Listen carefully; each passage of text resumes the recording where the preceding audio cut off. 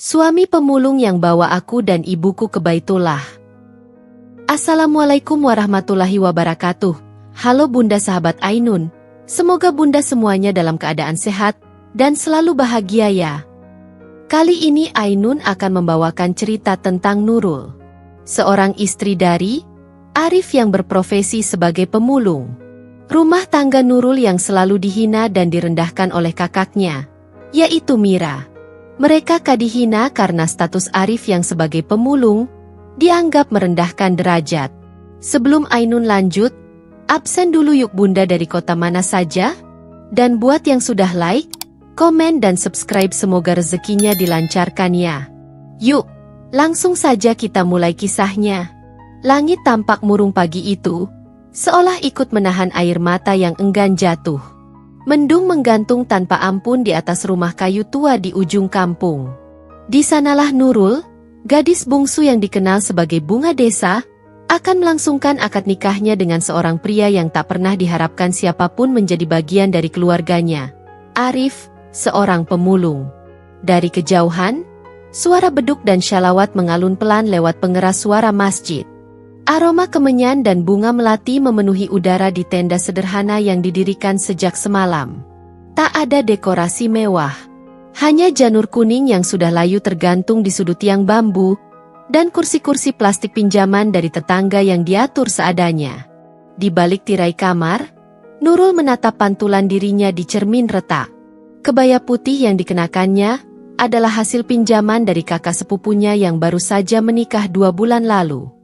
Riasannya tidak menor, tapi cukup menegaskan kecantikannya yang alami.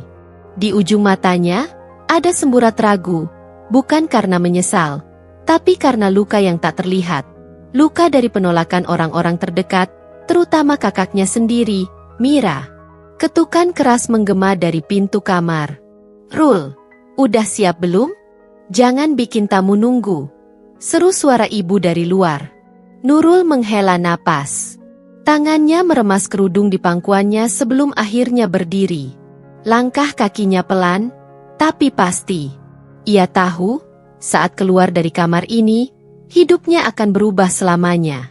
Tenda pernikahan itu setengah kosong. Banyak tetangga yang memilih tak datang. Sebagian karena mencibir, sebagian karena malu. Nurul menikah bukan dengan pemuda kantoran, bukan dengan lelaki berjas dan mobil mewah, tapi dengan Arif, seorang laki-laki sederhana yang tiap pagi berjalan membawa karung di punggungnya, memunguti botol plastik dan kardus bekas dari bak sampah. Di tengah tenda, duduklah Arif dengan wajah penuh harap. Baju koko putihnya tampak bersih, meski terlihat usang.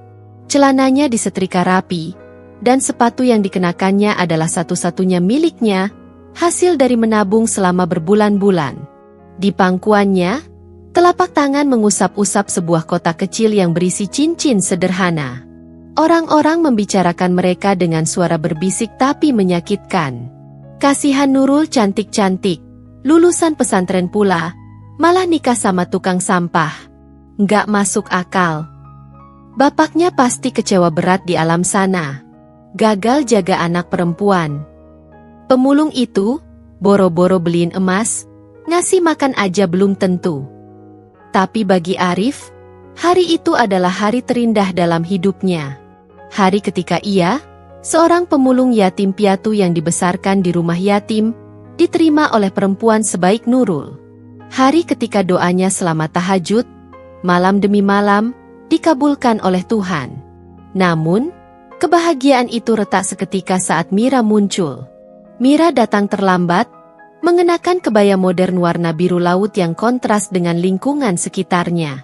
Anting besar berayun di telinganya, dan aroma parfum mahal menyengat dari setiap langkahnya. Wajahnya ditekuk, tatapannya tajam menusuk ke arah pengantin. "Buat apa aku datang pagi-pagi? Toh ini bukan pernikahan, ini pemakaman masa depan," katanya, keras, cukup untuk didengar oleh siapa saja. Nurul menoleh pelan. Hatinya mencelos, tapi ia tetap berdiri tenang. "Kak Mira, aku harap kakak datang bukan untuk mempermalukan aku di hari ini." Mira tertawa sinis. "Mempermalukan? Kamu sudah mempermalukan diri sendiri, Nurul, dan keluarga kita. Nikah sama pemulung? Ya Allah, Nurul, apa kamu sudah gak punya harga diri? Semua mata kini tertuju pada mereka berdua. Beberapa menahan napas, sebagian menggeleng tak percaya. Ibu mereka mencoba menengahi, tapi Mira mengangkat tangan, menyuruhnya diam. Coba kamu pikir, Nurul, besok kamu mau makan apa? Sisa nasi dari warung? Mau tinggal di mana? Di kolong jembatan? Nurul menatap kakaknya, mata bening itu penuh luka. Tapi bukan luka karena malu, melainkan karena tahu cinta yang seharusnya menjadi penguat justru menjadi cambuk paling kejam. Aku sudah tahu resikonya, Kak, tapi aku percaya, rumah tangga yang dibangun dengan cinta dan iman akan lebih kuat dari rumah yang dibangun dari batu bata kemewahan tapi kosong dari kasih sayang. Mira menyeringai. Cinta? Cinta nggak bisa bayar listrik, Nurul. Lalu Arif berdiri. Tenang, tapi penuh wibawa. Maaf, Kak Mira, katanya pelan. Suaranya dalam namun sopan. Saya bukan orang kaya. Tapi saya bersumpah di hadapan Allah, saya akan berusaha sekuat tenaga untuk membahagiakan Nurul, menjaga kehormatannya, dan menuntunnya dalam kebaikan. Harta bisa dicari, tapi niat tulus hanya bisa lahir dari hati. Kata-kata itu membuat sebagian tamu terdiam. Bahkan ada yang mulai memandang Arif dengan cara berbeda. Tapi Mira tetap pada pendiriannya. Bicaramu manis, Arif. Tapi dunia nyata nggak semanis itu. Kita lihat saja, 6 bulan lagi, apakah Nurul masih kuat hidup sama kamu? Arif menunduk. Nurul menatapnya, lalu menggenggam tangan suaminya dengan erat. Kalaupun harus susah, aku siap. Karena aku tidak menikah untuk kemewahan, tapi untuk ketenangan. Dan aku menemukannya padamu. Saat ijab kabul selesai diucapkan, dan para saksi mengangguk mantap, langit yang sejak tadi mendung pun akhirnya meneteskan hujannya. Rintik-rintik kecil jatuh membasahi tanah dan kaki para tamu. Tapi bagi Nurul, itu bukan pertanda buruk. Itu adalah berkah. Karena dari pernikahan yang dipandang sebelah mata itu, dimulailah sebuah kisah luar biasa. Kisah tentang bagaimana cinta dan kesabaran mampu mengalahkan hinaan dan keraguan.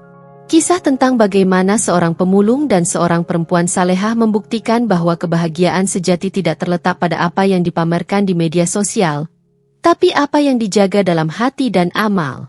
Dan cerita mereka baru saja dimulai. 3 bulan setelah pernikahan itu, hidup Nurul dan Arif berjalan pelan, seperti aliran sungai kecil yang mengalir tanpa suara. Mereka tinggal di sebuah rumah kontrakan sederhana di pinggir kampung, berdinding papan dan beratapkan seng berkarat. Di dalamnya hanya ada 2 ruangan sempit, satu untuk tidur, satu untuk dapur dan segala keperluan. Kasur gulung mereka beli dari pasar loak. Lemari pakaian hanya berupa gantungan di paku dinding. Tapi setiap pagi, rumah itu dipenuhi aroma teh hangat dan senyum hangat yang tak pernah berpura-pura. Arif tetap bekerja sebagai pemulung. Ia berangkat selepas subuh, pulang saat matahari mulai condong ke barat. Kadang membawa sekarung kardus, kadang hanya beberapa botol plastik yang nyaris tak bernilai. Tapi ia selalu membawa pulang senyum. Senyum yang membuat Nurul tak pernah menyesali keputusannya. Namun, tidak semua orang melihat kebahagiaan mereka dengan mata yang sama. Setiap kali Nurul datang ke rumah ibunya untuk menjenguk dan membawa sedikit belanjaan, Mira selalu muncul entah dari mana, seperti luka lama yang tak kunjung sembuh. Hari itu pun begitu. Mira duduk di ruang tengah, kakinya disilangkan, jemari sibuk menggulir layar ponsel. Wajahnya bersih dengan riasan tipis. Ia baru saja pulang dari mall, terlihat dari kantong belanja berlogo butik terkenal di kursi sebelahnya. Wah, Nurul datang juga akhirnya, ucap Mira tanpa menoleh. Suaranya datar namun penuh sindiran. Sendiri? Suamimu mana? Lagi sibuk nyari botol di tong sampah. Nurul diam. Ia tersenyum kecil. meletakkan tas plastik berisi beras dan minyak goreng di meja dapur. Arif masih kerja. Biasa, pulangnya nanti sore. Mira mencibir. Pantas saja kamu kurus begitu. Nggak cukup makan, ya? Nurul, kamu tuh cantik, cerdas, lulusan pesantren. Tapi kenapa nasibmu miris begini? Kak Mira, aku bahagia dengan hidupku sekarang, jawab Nurul lembut. Kami memang belum punya banyak, tapi kami saling menghargai. Bahagia? Mira tertawa kecil, sinis. Bahagia tinggal di rumah reot? Bahagia punya suami yang digaji dari sampah? Kamu itu Nurul, bukan tukang sayur keliling. Harusnya kamu sadar siapa dirimu.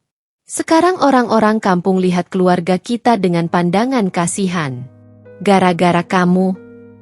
Ucapan itu seperti pisau. Tapi bukan ke Nurul yang tertancap, melainkan ke hati seorang lelaki yang berdiri di ambang pintu, diam-diam mendengar semuanya. Arif baru tiba. Tubuhnya masih berkeringat. Karung di punggungnya basah oleh sisa hujan siang tadi. Ia berdiri tanpa suara.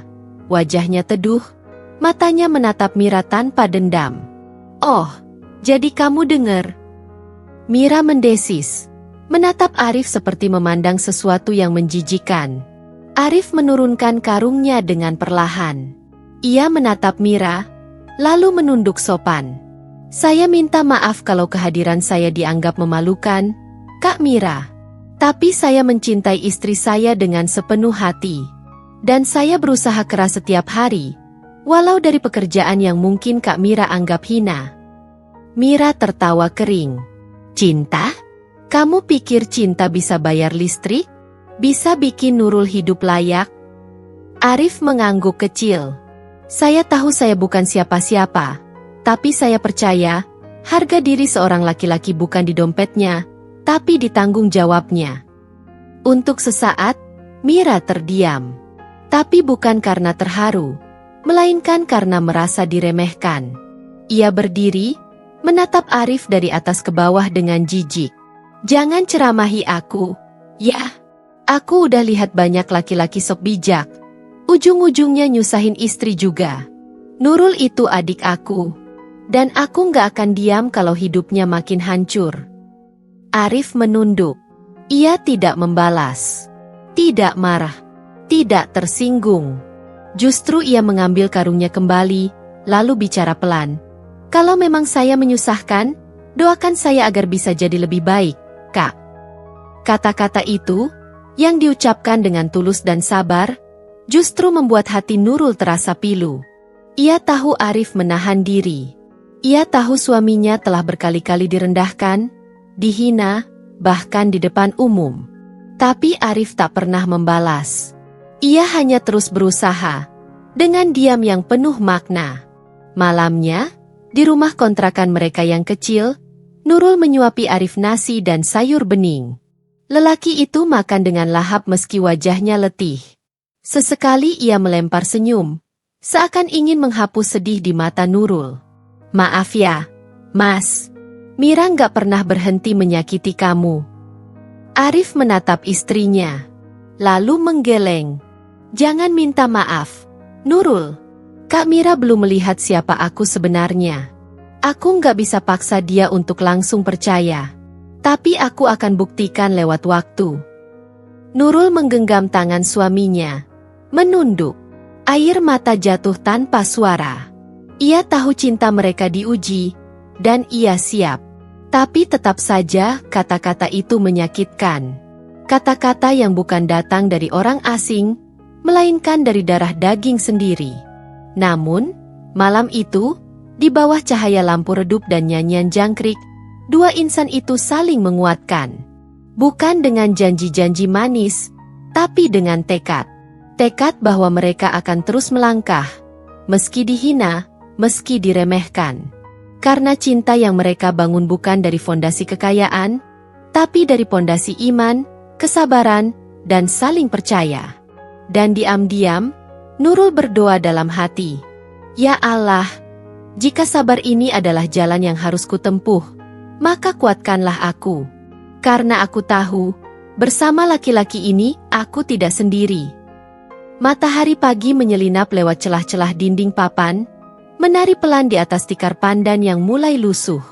Ayam jantan dari rumah tetangga berkokok nyaring, seolah menjadi alarm alami yang tak pernah terlambat. Di sudut dapur kecil, Nurul tengah mengaduk bubur jagung di atas kompor minyak tanah yang sudah karatan.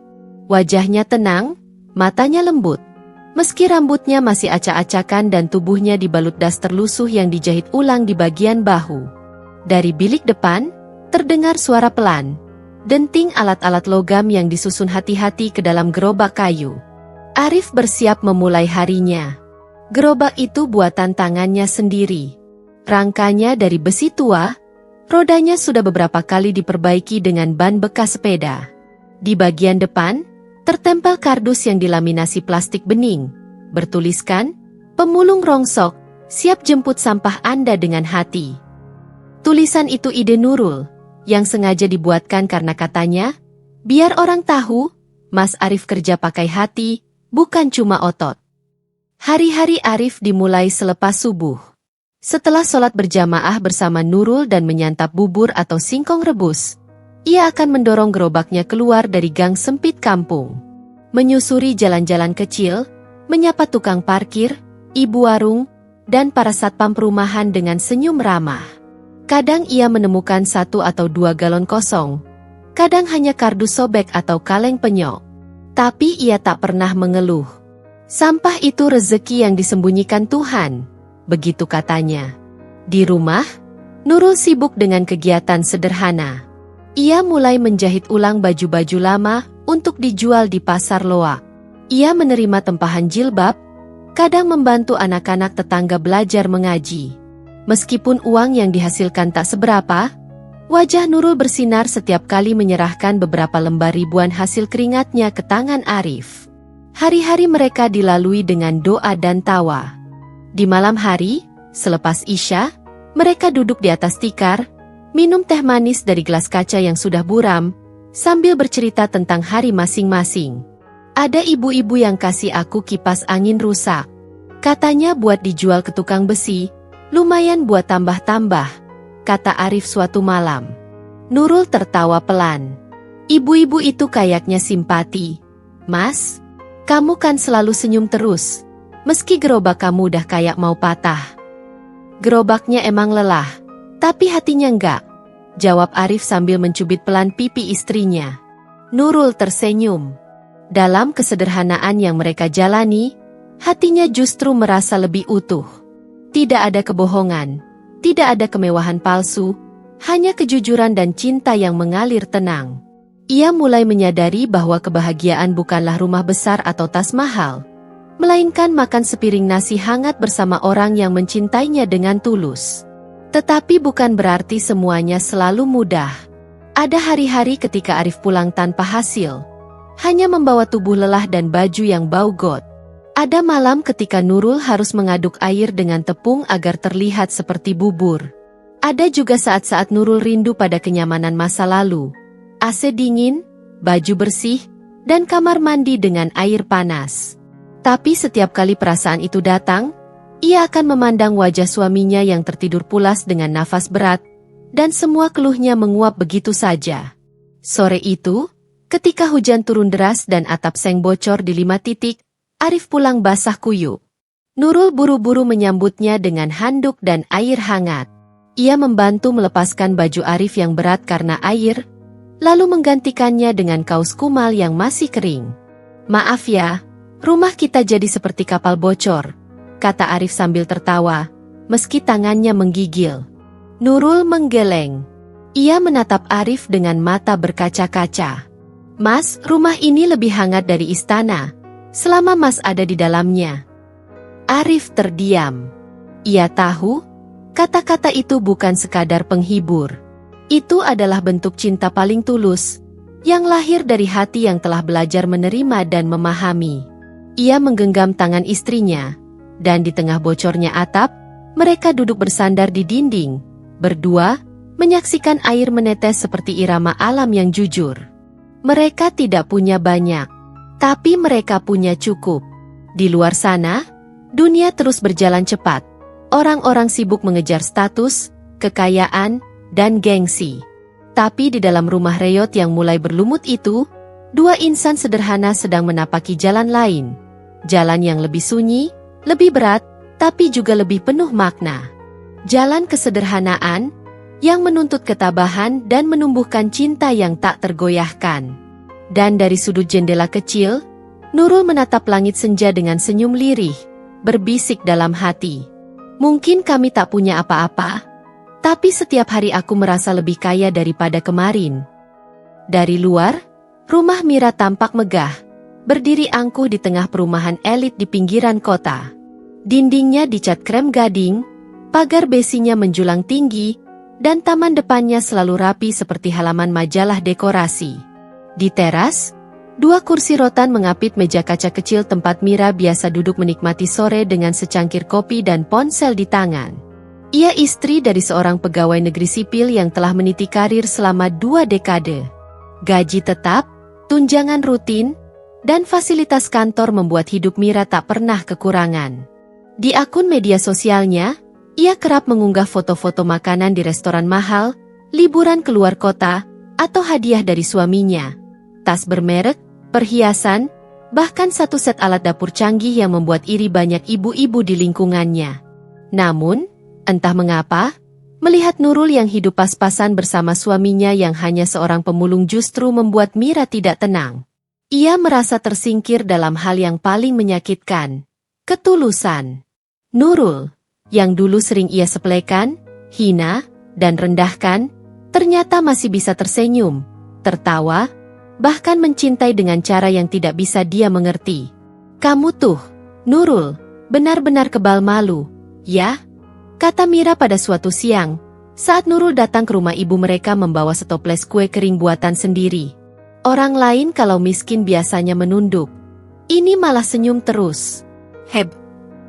Nurul hanya tersenyum. Ia tak ingin membalas. Baginya, senyum lebih ampuh daripada 1000 kata. Tapi Mira tak puas. Ia memandang adiknya dari atas ke bawah, seakan menelanjangi semua kekurangan dalam diri Nurul. Masih aja pakai baju itu? Udah berapa kali kamu pakai daster itu ke sini?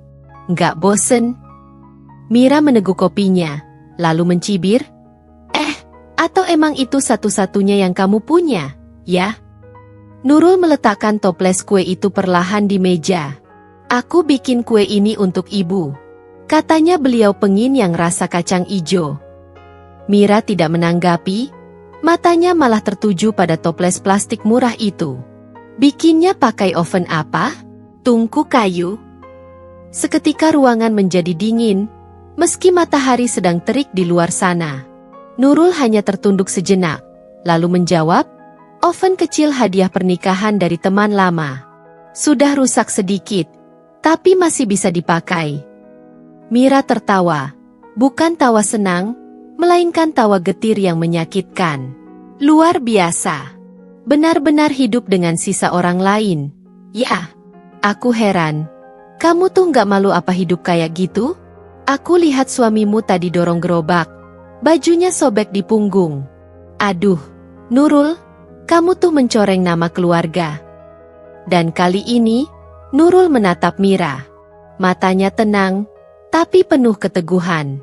Yang mencoreng nama keluarga bukan siapa yang paling miskin, Kak. Tapi siapa yang paling suka menghina sesama. Mira tercekat. Untuk pertama kalinya, Nurul bicara dengan nada yang tidak tunduk. Aku memang miskin, Kak, lanjut Nurul. Tapi aku dan Arif saling menyayangi. Kami saling menolong, saling mendoakan. Dan kami tidak pernah merasa perlu menyakiti orang lain hanya untuk merasa lebih tinggi. Mira tercekat. Ada sesuatu di hatinya yang mendadak panas. Sesuatu yang bernama iri. Ia punya segalanya. Uang, rumah, mobil, nama baik di mata tetangga. Tapi kenapa ia merasa kalah? Malam itu, saat ia duduk di ranjang empuk berseprai sutra, Mira merenung. Ia melirik ke arah suaminya yang tertidur dengan mulut sedikit terbuka dan dengkuran halus. Hatinya terasa hampa. Ia menyayangi suaminya, tentu. Tapi bukan cinta yang murni seperti yang dimiliki Nurul dan Arif. Mereka tak pernah tampil di media sosial, tapi hubungan mereka nyata. Mereka tak punya uang, tapi punya ketenangan. Mira tidak. Esoknya, Mira kembali bersikap seperti biasa, bahkan lebih kasar. Ia mendatangi warung tempat Nurul membantu menjual kue dan keripik hasil tangannya sendiri. Tanpa basa-basi, Mira berkata di depan ibu-ibu kampung, "Nurul, kamu itu harus tahu diri. Jangan bawa nama keluarga buat jualan di pinggir jalan. Aku malu kalau teman-teman tahu adikku jualan keripik kayak ini. Nanti dikira aku juga miskin." Seketika suasana warung menjadi hening. Nurul menunduk, wajahnya memerah. Tapi sebelum ia bisa menjawab, pemilik warung, Bu Yani, seorang janda tua yang dikenal bijak, menyela. "Bu Mira," katanya tenang, "lebih malu mana? Orang jujur yang bekerja keras, atau orang kaya yang tak tahu cara menghargai kerja keras orang lain?" Mira terdiam. Tapi bukan karena sadar, melainkan karena merasa terpojok. Ia pergi dengan wajah masam, meninggalkan suasana yang tegang tapi perlahan kembali hangat oleh tawa-tawa kecil yang menyayangi Nurul. Hari-hari berikutnya, Mira makin sering mencari-cari celah untuk menyindir. Ia mengundang keluarga besar hanya untuk memamerkan barang-barang barunya. Ia menceritakan liburan, makanan mahal, hingga proyek suaminya yang katanya akan segera naik pangkat. Tapi satu hal yang tak bisa ia pahami adalah, Nurul tetap tersenyum. Meskipun datang dengan sandal jepit dan baju sederhana, meskipun membawa nasi bungkus dari rumah karena tak mampu ikut patungan makanan catering, Nurul tetap hangat menyapa semua. Ia tetap sopan, tetap melayani ibunya dengan penuh cinta, tetap meneduhkan hati siapapun yang duduk di sebelahnya. Dan diam-diam, di pojok hatinya yang terdalam, Mira sadar, ia tidak membenci Nurul. Ia hanya takut. Takut pada kenyataan bahwa kebahagiaan tidak bisa dibeli.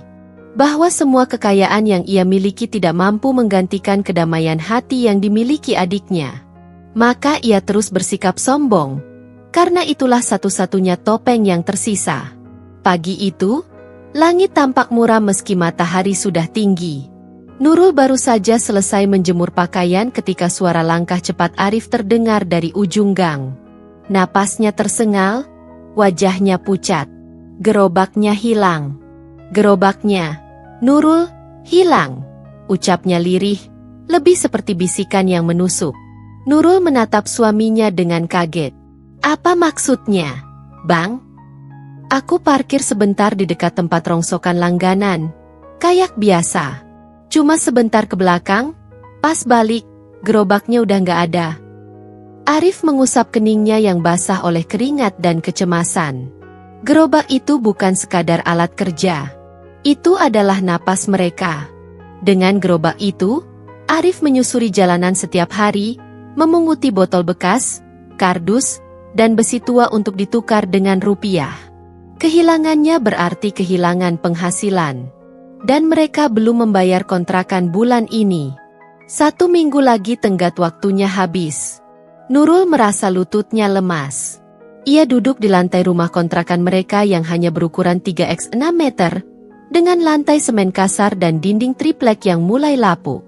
Ia menatap lantai kosong yang dulu biasa dipenuhi suara langkah Arif membawa hasil pungutan, atau tawa kecilnya ketika mereka menghitung uang receh hasil kerja keras. "Tenang, Nurul," kata Arif lembut, mencoba menguatkan istrinya meski dirinya sendiri diguncang. "Kita masih punya tangan dan kaki. Masih bisa usaha. Allah pasti kasih jalan." Tapi tak semudah itu. Beberapa hari berikutnya, Arif mencoba bekerja memikul karung tanpa gerobak. Tapi tenaganya terbatas. Pendapatannya turun drastis. Sementara tagihan terus mengejar. Kontrakan, listrik, kebutuhan makan, dan satu-satunya tabungan mereka untuk membayar biaya kontrol kehamilan Nurul yang tengah mengandung 2 bulan. Dan di saat paling rapuh itulah, Mira datang. Tanpa permisi, ia muncul di depan kontrakan dengan mobil putih mengilap. Ia membuka pintu mobil dan melangkah ringan, heelsnya berdecak di jalanan tanah. Mengenakan blus mahal dan tas kulit buaya, Mira berdiri di depan rumah kontrakan itu seperti ratu yang datang meninjau rakyat jelata. "Dengar-dengar, kalian lagi susah, ya?" katanya sinis. "Sampai gerobak aja hilang? Wad, nggak bisa lebih rendah lagi, ya hidup kalian." Nurul yang sedang mencuci beras di dapur kecil tak bisa berkata apa-apa. Air mata menetes pelan, jatuh ke mangkuk beras di tangannya. Ia menggigit bibir, menahan agar isaknya tak pecah. Arif yang baru pulang membawa setumpuk kardus bekas dengan tali rafia di punggung, tersenyum tenang. "Assalamualaikum, Kak Mira," sapanya. "Waalaikumsalam," jawab Mira datar, menatap Arif seperti menatap sampah. "Kamu masih bisa senyum? Udah jatuh. Masih bisa sok sabar. Allah belum izinkan kami bahagia secara harta, Kak. Tapi hati kami tenang," jawab Arif lembut. "Itu cukup bagi kami untuk terus jalan." "Tenang?" Mira mendengus.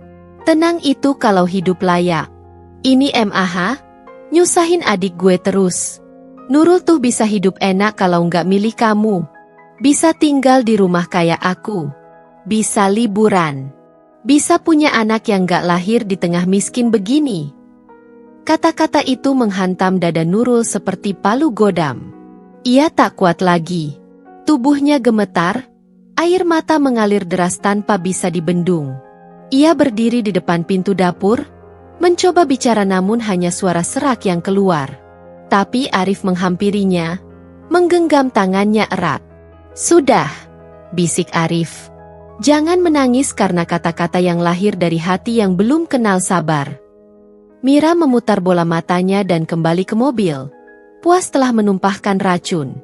Ia tak tahu bahwa luka yang ia goreskan meninggalkan bekas dalam, namun justru menjadi bara yang kelak akan membakar keangkuhannya sendiri.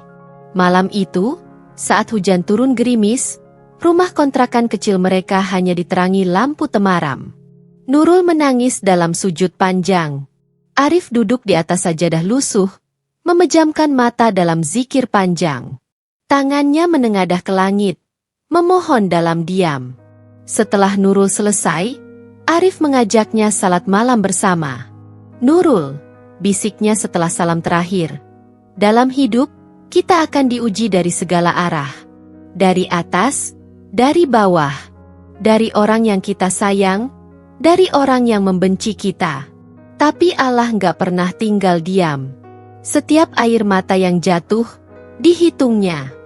Setiap rasa sabar yang kita tanam, akan tumbuh menjadi pohon harapan." Nurul menunduk, bersandar di bahu Arif.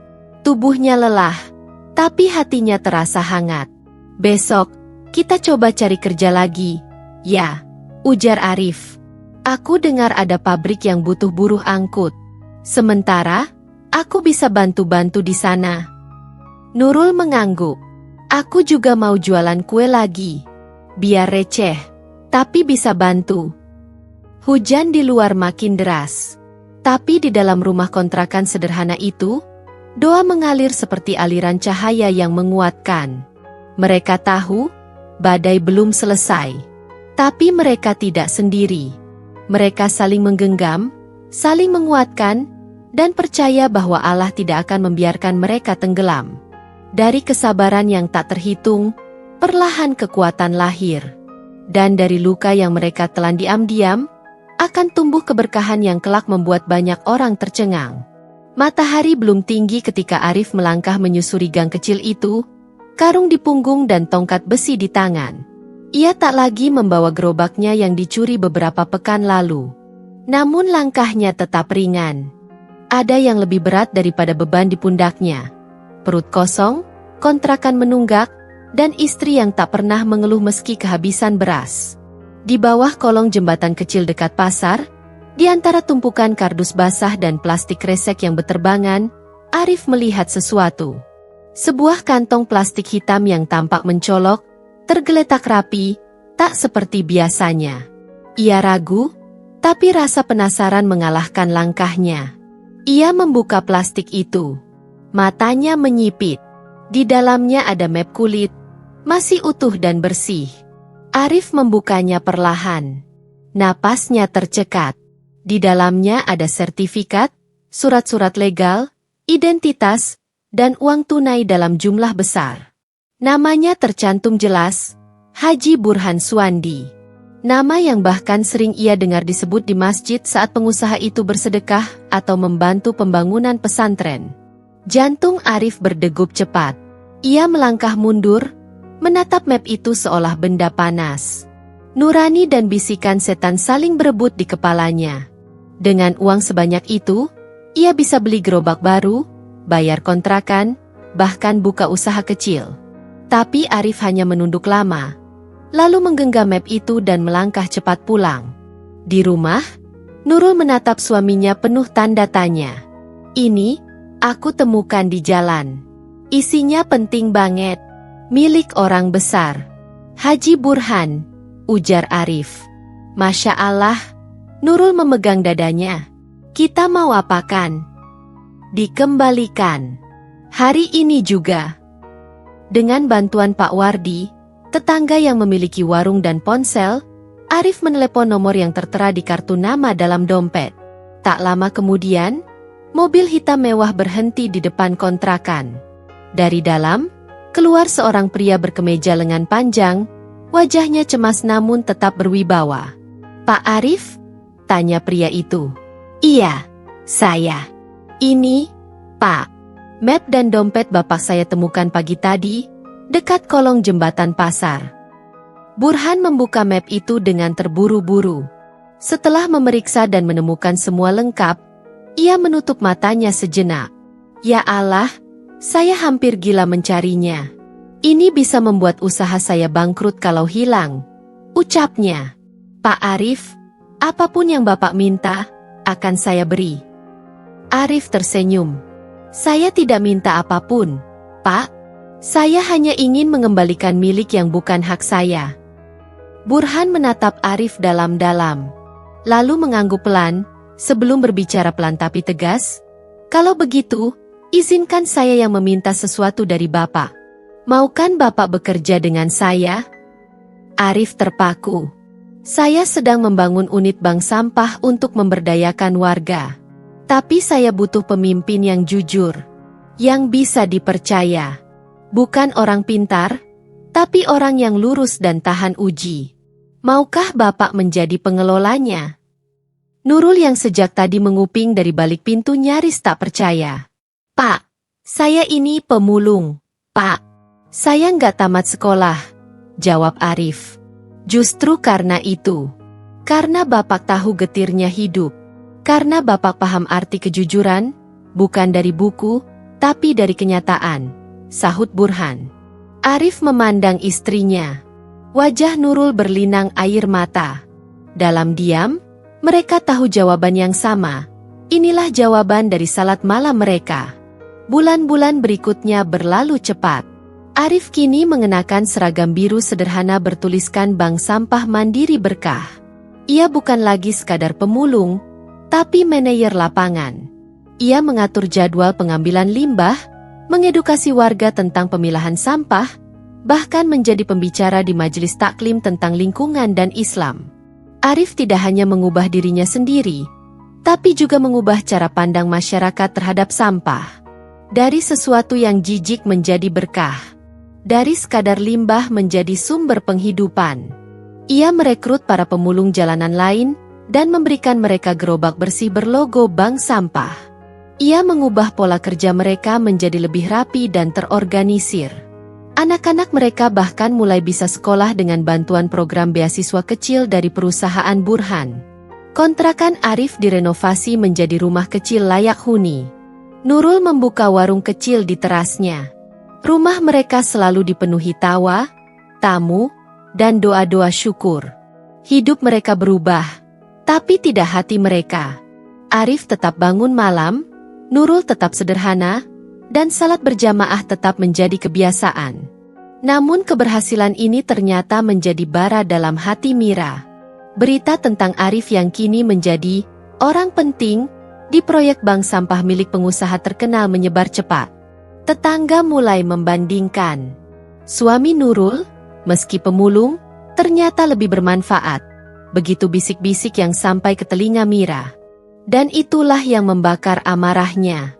Mira yang selama ini memandang adiknya hina, kini merasa malu sendiri. Hatinya dirundung iri yang tak bisa disembunyikan. Ia mulai mencari-cari kesalahan Arif, membicarakan masa lalunya, merendahkan pekerjaannya yang cuma urus sampah. Ia bahkan menyebar kabar bahwa semua itu hanya pencitraan agar dapat bantuan. Namun Arif dan Nurul tak menanggapi. Mereka hanya tersenyum dan terus berjalan. Tapi Mira tidak berhenti. Ia diam-diam merencanakan sesuatu. Kalau mereka terus naik, aku yang akan terlihat kecil, batinnya terbakar. Dan dari situlah, konflik sebenarnya dimulai. Sebuah ujian baru yang tak datang dari kemiskinan, tapi dari orang yang seharusnya paling dekat, darah daging sendiri. Pagi-pagi buta, sebelum ayam jantan berkokok, Arif sudah bersiap. Dengan rompi lusuh bertuliskan Bank Sampah Mandiri Berkah dan buku catatan yang hampir penuh coretan, ia keluar rumah dengan langkah pasti. Jalanan masih basah oleh embun. Namun semangatnya membara seperti matahari yang perlahan menyingsing. Bank sampah yang dulu hanya tempat kecil di pojok kampung, kini telah menjelma menjadi pusat aktivitas baru. Di sana, Arif tak hanya mengumpulkan sampah, tetapi membangun harapan. Ia mendirikan sistem yang rapi, mulai dari pencatatan jenis dan berat sampah, hingga pemberian poin yang bisa ditukar sembako, gas, bahkan potongan uang sekolah.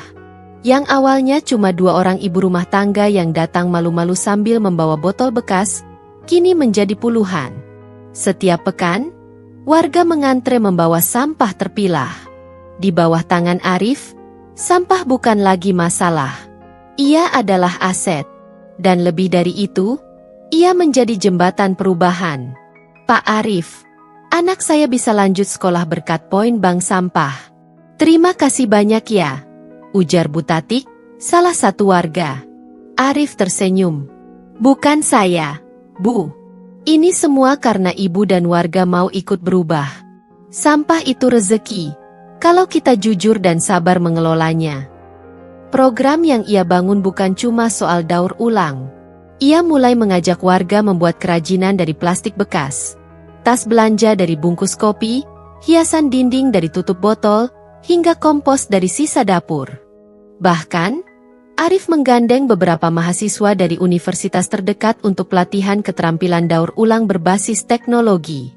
Mereka membuat alat pencacah plastik sederhana, mesin pres kardus manual, bahkan alat penampung biogas dari sampah organik. Semua itu dikelola secara gotong royong, dan hasilnya dibagikan secara adil. Nurul juga tidak tinggal diam. Dengan sisa lahan kecil di belakang rumah, ia membuka kebun sayur mini hasil dari kompos warga. Tomat, cabai, bayam, dan kangkung tumbuh subur. Ia pun mengajak ibu-ibu di sekitar belajar bercocok tanam organik. Kini, sayuran segar dari kebun mereka dijual setiap pekan di pasar kecil buatan komunitas. Ekonomi keluarga mereka perlahan membaik. Arif mampu membeli motor bekas untuk mempermudah pengangkutan. Kontrakan lama yang dulu sempit dan pengap, direnovasi jadi rumah mungil yang bersih dan asri. Dindingnya dihias gambar-gambar edukatif soal pengelolaan sampah. Di ruang tengah, rak buku berisi majalah lingkungan dan Al-Quran menjadi pusat perhatian. Namun bagi Arif, ukuran keberhasilan bukan rumah atau kendaraan.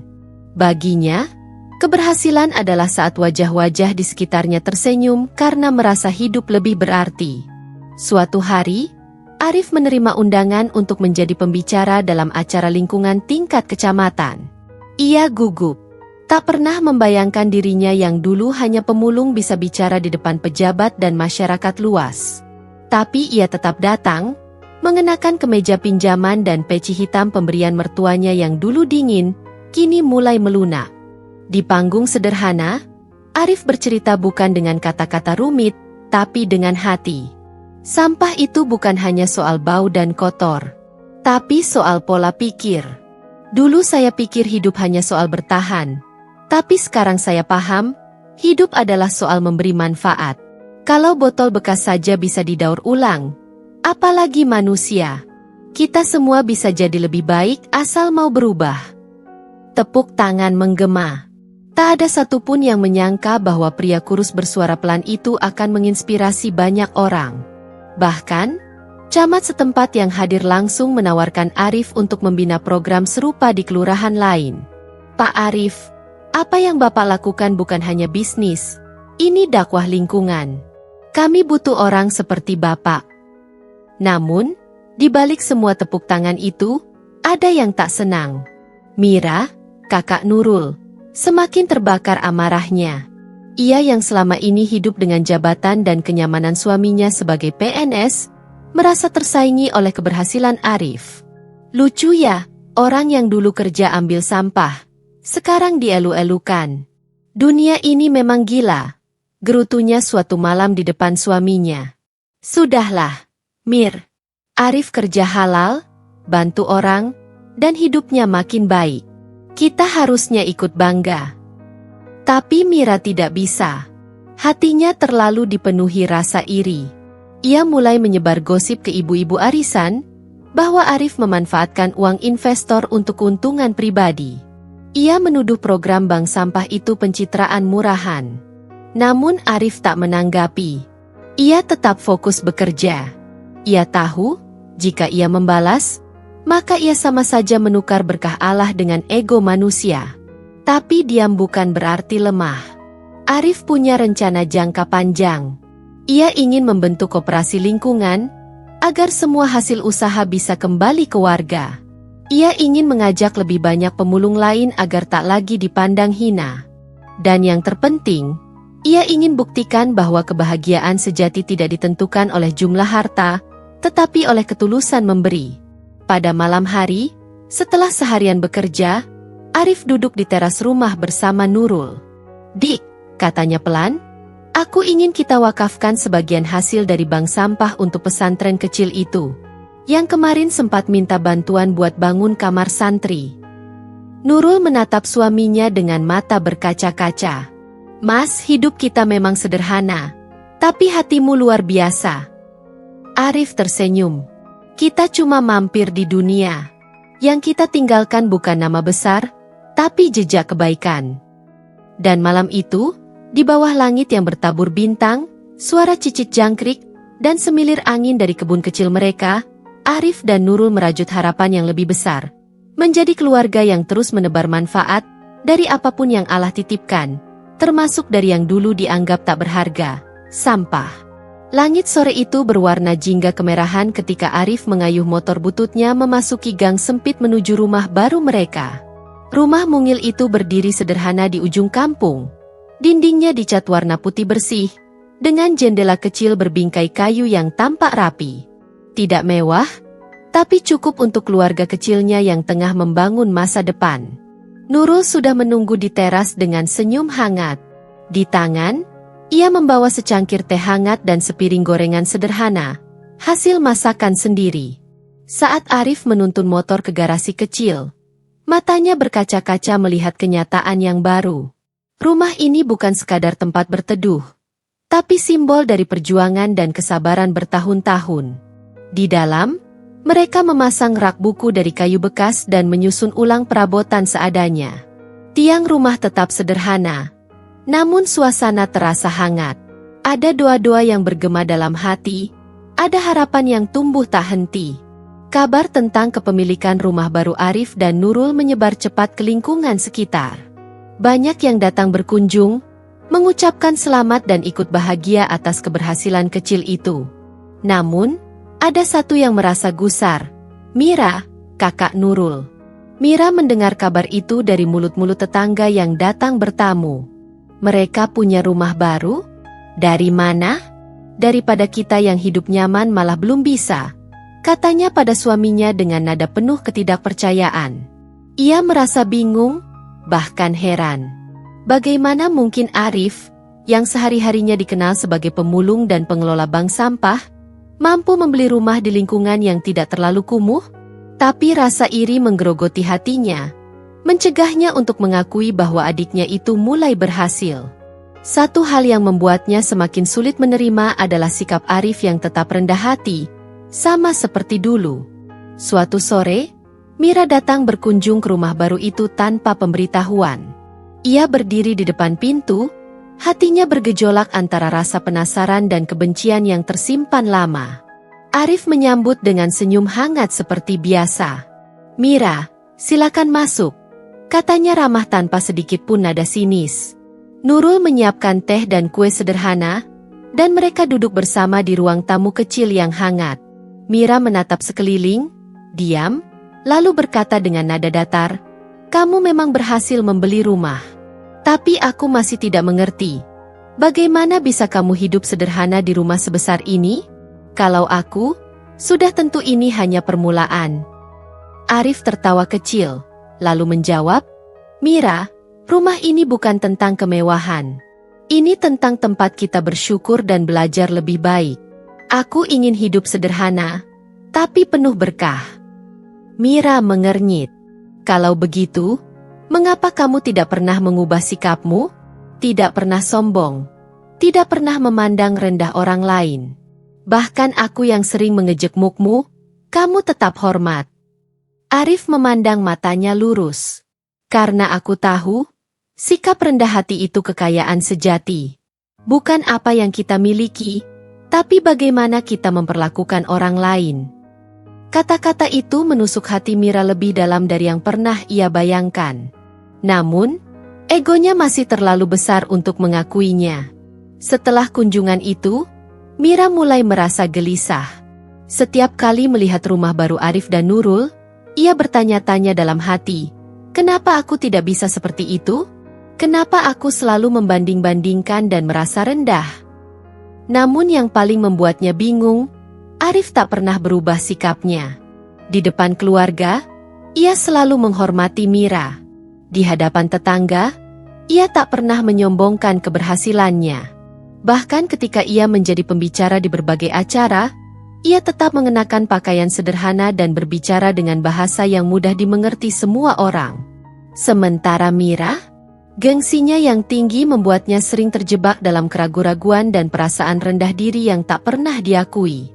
Malam itu, saat Arif dan Nurul duduk di teras rumah menikmati angin malam yang sejuk, Arif berkata pelan, "Nurul, aku berharap Mira suatu hari bisa melihat lebih dari sekadar apa yang tampak di permukaan. Aku ingin dia paham, kebahagiaan sejati datang dari hati yang ikhlas dan bersyukur."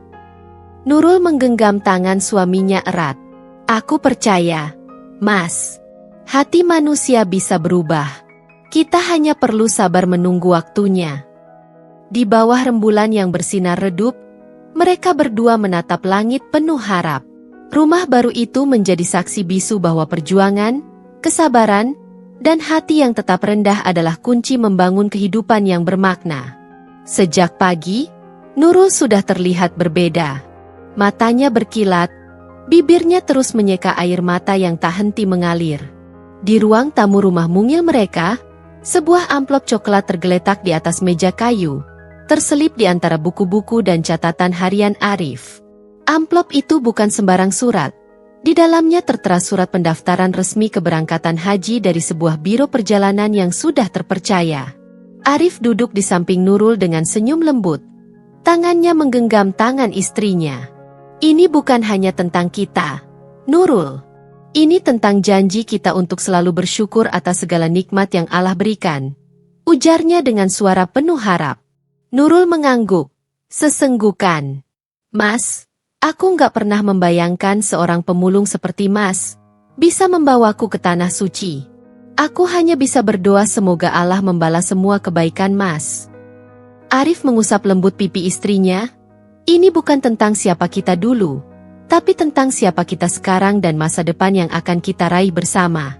Dan yang paling penting, kita berangkat bersama dengan Ibu, yang selama ini selalu mendoakan kita." Ibu Nurul, wanita paruh-baya dengan wajah yang mulai menua karena beban hidup, duduk termenung di ruang keluarga. Ia belum tahu kabar besar ini, tapi hatinya sudah dipenuhi rasa haru dan syukur saat Arif menjelaskan rencana keberangkatan mereka. "Mas Arif, Saya tidak tahu bagaimana mengucapkan terima kasih, kata Ibu Nurul dengan suara serak. Anakmu dan menantumu telah membahagiakan saya dengan niat ini. Saya tidak pernah bermimpi bisa naik haji. Arif menunduk hormat. Ini semua berkat doa ibu dan kekuatan Nurul yang tak pernah menyerah. Saya hanya berusaha menjadi wasilah bagi kebaikan itu. Malam harinya, Nurul duduk di teras rumah sambil memandang langit. Ia merasakan campuran antara kegembiraan, haru, dan sedikit kecemasan akan perjalanan panjang ke Tanah Suci. Namun di hatinya, ada ketenangan yang luar biasa, karena ini adalah buah dari perjuangan dan keikhlasan. Di sisi lain, Arif tengah menata kembali dokumen dan persiapan untuk perjalanan mereka. Meski ia tahu tantangan akan menanti, ia merasa siap karena ini adalah panggilan suci yang Allah berikan sebagai ganjaran atas kerja kerasnya. Hari-hari berikutnya diisi dengan persiapan matang. Arif mengurus semua kebutuhan, mulai dari paspor, vaksinasi, hingga bimbingan manasik haji. Warga sekitar pun turut bahagia dan bangga. Anak-anak berlarian di gang, ikut merasakan semangat yang berbeda di rumah sederhana itu. Di tengah kesibukan, Mira masih menyimpan rasa penasaran dan rasa hormat yang tak terucapkan. Ia mulai menyadari bahwa adiknya bukan hanya berhasil secara materi, tetapi juga secara spiritual. Ketika waktu keberangkatan tiba, Nurul, Arif, dan Ibu Nurul berangkat menuju Tanah Suci dengan hati penuh harapan. Di pesawat, Nurul memandang Arif dan berkata dengan suara lirih, "Mas, perjalanan ini bukan hanya tentang ibadah. Ini tentang mengukir babak baru dalam hidup kita." Arif tersenyum dan menggenggam erat tangannya. "Betul, Nurul. Kita buktikan bahwa dengan iman dan kesabaran, tak ada yang mustahil." Di antara jutaan jemaah yang datang dari berbagai penjuru dunia, Arif dan keluarganya berjalan bersama menapaki tanah yang suci. Mereka melewati setiap rukun haji dengan khusyuk, penuh rasa syukur. Arif bahkan berdoa dalam sujudnya agar keluarga dan seluruh warga kampungnya mendapatkan berkah dan kemudahan dalam hidup. Sejak kabar tentang rencana keberangkatan Haji Arif dan Nurul menyebar ke kampung, Mira merasa hatinya bergejolak. Di dalam dirinya, muncul gelombang rasa penasaran yang bercampur dengan keraguan dan rasa iri yang sulit disembunyikan. Haji Arif? Pemulung yang aku hina itu? Apa mungkin dia benar-benar mampu? Pikirnya sambil menggelengkan kepala, mencoba menepis perasaan tidak nyaman yang mulai merayapi hatinya. Mira duduk di ruang tamu rumahnya, menatap kosong ke arah layar televisi yang menayangkan berita tentang keberangkatan jemaah haji. Namun pikirannya melayang ke rumah adiknya yang sederhana. Ia ingat kembali setiap kata-kata kasar dan sindiran yang pernah ia lontarkan kepada Arif, seolah-olah tanpa sadar menambah beban hidup mereka. Tetangga yang lewat beberapa kali menyampaikan ucapan selamat kepada Mira, tapi tak jarang juga menyinggung betapa rendah hatinya Arif. "Kamu tahu, Arif itu orang yang sangat sabar dan gigih. Bukan hanya berhasil beli rumah, sekarang malah bisa naik haji. Bisa jadi inspirasi buat kita semua," kata tetangga itu dengan nada takjub. Mira hanya diam, menelan kata-kata itu dengan getir. Malam harinya, Mira duduk termenung di kamarnya yang berantakan, dikelilingi barang-barang yang selama ini menjadi simbol status sosialnya. Suaminya yang bekerja sebagai PNS pulang dari kantor, tapi Mira tak mampu berkata apa-apa. Ada sesuatu yang merongrong perasaannya, rasa tidak percaya diri yang mulai tumbuh setelah melihat bagaimana Arif, seorang pemulung, berhasil melakukan sesuatu yang selama ini ia anggap mustahil bagi mereka. Dalam keheningan malam, air mata mulai mengalir pelan di pipi Mira. Ia menyadari selama ini kesombongannya bukan hanya menyakitkan orang lain, tapi juga dirinya sendiri. Ia merasa kosong, terjebak dalam dunia gengsi dan penilaian orang yang tak pernah membuatnya bahagia. Beberapa hari kemudian, Mira mengunjungi rumah adiknya tanpa pemberitahuan. Hatinya penuh kebimbangan, tapi ia tahu ada sesuatu yang harus ia lakukan. Arif membuka pintu dengan senyum ramah seperti biasa. "Mira, silakan masuk," katanya dengan suara tenang. Nurul ikut menyambut dengan senyum hangat. Mira merasa suasana berbeda. Bukan seperti kunjungan-kunjungan sebelumnya yang penuh ketegangan. Mira menatap keduanya, lalu menghela napas panjang. Aku ingin minta maaf atas semua kata-kata dan sikapku selama ini. Aku sadar aku terlalu sombong dan merendahkanmu, Arif. Tapi sekarang, aku melihat sendiri bagaimana kesabaran dan keikhlasanmu membuahkan hasil. Arif tersenyum lembut. Terima kasih, Mira. Maafkan aku juga jika selama ini ada hal yang membuatmu sakit hati. Nurul menambahkan, yang terpenting sekarang adalah kita bisa saling mendukung dan memperbaiki hubungan keluarga. Setelah pertemuan itu, Mira mulai berubah. Ia tak lagi mengedepankan gengsi dan penilaian kosong. Ia belajar menghargai perjuangan dan kesederhanaan. Meski belum sepenuhnya mudah, langkah kecilnya itu menjadi awal perubahan yang nyata. Kini, Mira tak lagi merasa terancam oleh keberhasilan adiknya.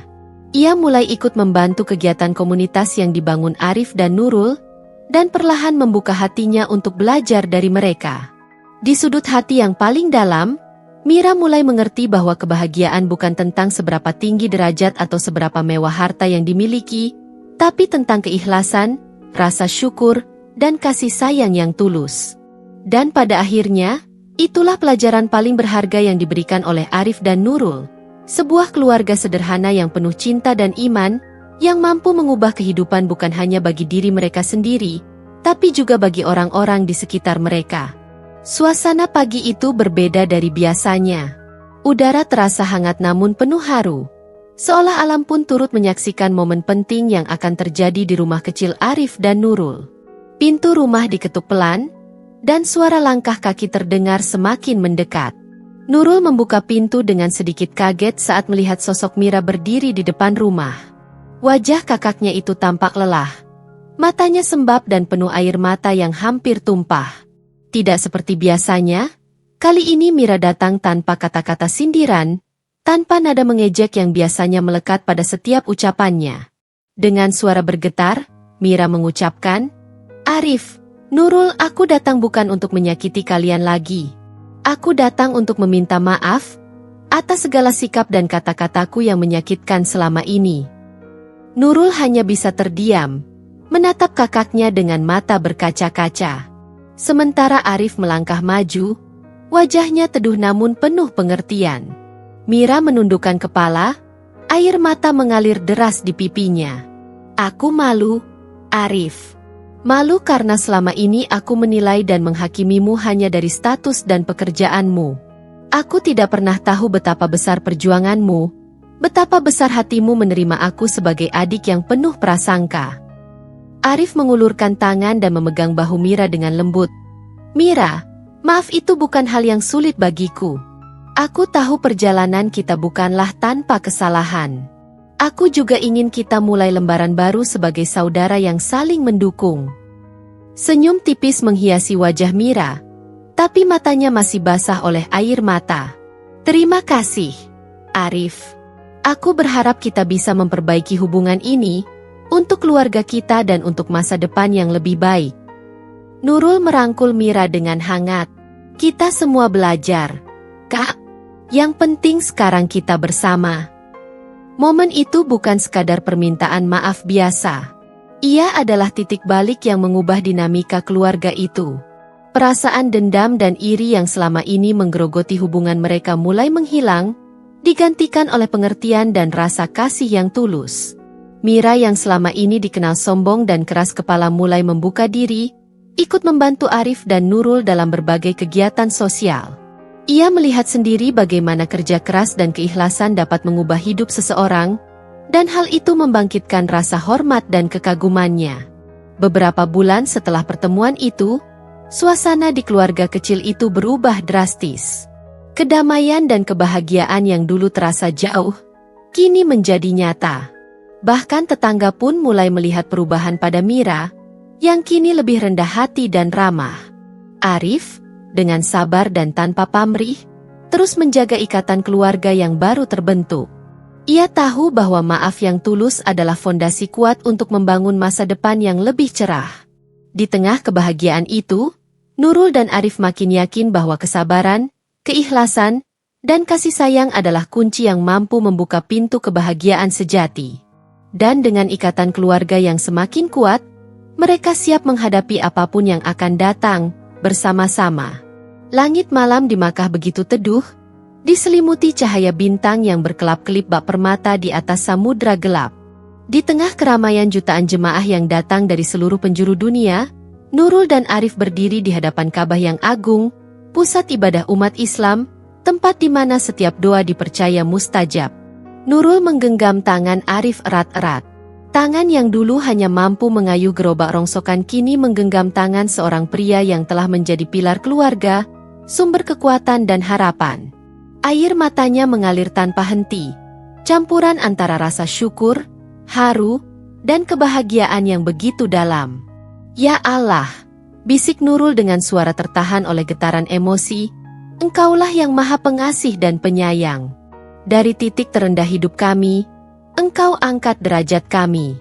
Dari seorang pemulung yang hina, Engkau jadikan suamiku seorang pemimpin yang penuh berkah. Dari kesederhanaan dan kesabaran, Engkau anugerahi kami kemuliaan yang tak ternilai." Arif menundukkan kepala, menyambung doa Nurul. "Ya Rab, terima kasih atas segala rahmat dan ujian yang Engkau berikan. Terima kasih telah membimbing kami hingga sampai di sini. Jadikanlah kami keluarga yang selalu bersyukur, selalu rendah hati, dan selalu istiqomah di jalan MU." Seketika itu, suara lantunan doa dan takbir dari ribuan jemaah mengisi udara malam, menyatu dalam satu gema keimanan yang kuat. Nurul merasa setiap helaan napasnya adalah hadiah dari Allah, dan setiap tetes air mata adalah saksi perjuangan mereka. Dalam hening yang sakral, Nurul melihat ke arah Arif. Matanya yang penuh air mata itu tersenyum, seolah mengatakan, "Kita telah melewati segalanya bersama." Dan Arif membalasnya dengan senyum hangat yang penuh arti. Mira, yang duduk di samping mereka, turut menatap pemandangan itu dengan mata berkaca-kaca. Ia menyadari betapa jauh perjalanan hidup mereka telah membawa keluarga kecil ini. Dari kebencian dan prasangka, kini menjadi ikatan yang tulus dan penuh cinta. Malam itu bukan sekadar penutup perjalanan mereka di dunia, tapi awal dari babak baru, babak penuh harapan, pengampunan, dan kebahagiaan yang sejati. Mereka kembali ke tanah air bukan hanya sebagai suami istri dan keluarga, tapi sebagai pribadi yang lebih kuat dan lebih bijaksana. Nurul dan Arif tahu, perjalanan hidup mereka belum usai. Namun mereka yakin, selama selalu ada doa, kesabaran, dan kasih sayang, tidak ada yang mustahil. Dari seorang pemulung yang dulu dihina, kini Arif menjadi contoh nyata bahwa kemuliaan sejati datang dari hati yang ikhlas dan jiwa yang sabar. Dengan langkah mantap dan hati penuh rasa syukur, mereka melangkah meninggalkan Masjidil Haram, membawa cahaya iman yang akan selalu menerangi jalan mereka di dunia.